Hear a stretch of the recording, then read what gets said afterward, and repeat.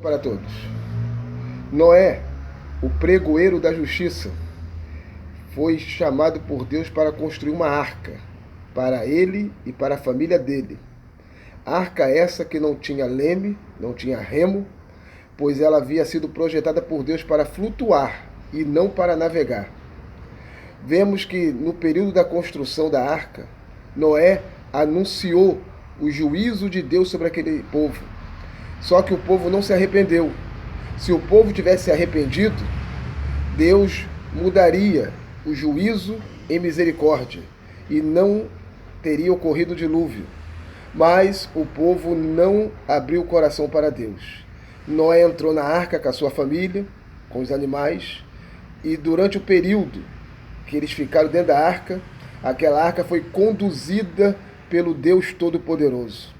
Nós vemos um fato também no Novo Testamento, lá em Marcos capítulo 6, que os discípulos estavam atravessando o mar da Galileia, houve uma grande tempestade e eles ficaram apavorados. A Bíblia diz que eles ficaram exaustos, tentando remar, mas eles não tinham controle da situação.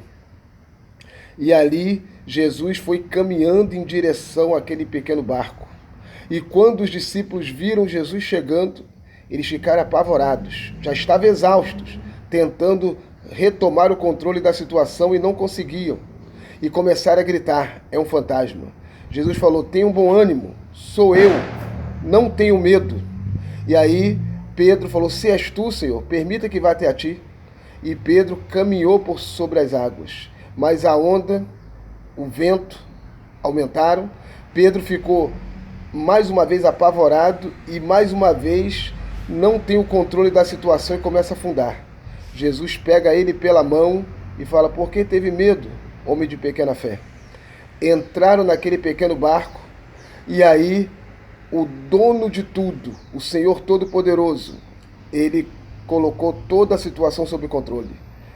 Para finalizar esse vídeo, nós vemos que se a nossa vida, se o nosso pequeno barco, que representa a nossa vida, não tiver Jesus, nós ficamos sem controle nenhum, sem controle emocional, sem controle espiritual, sem controle psicológico.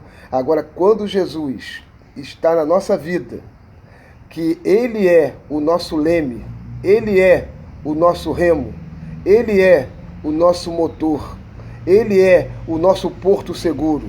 Jesus Cristo, Ele é o autor e consumador da fé.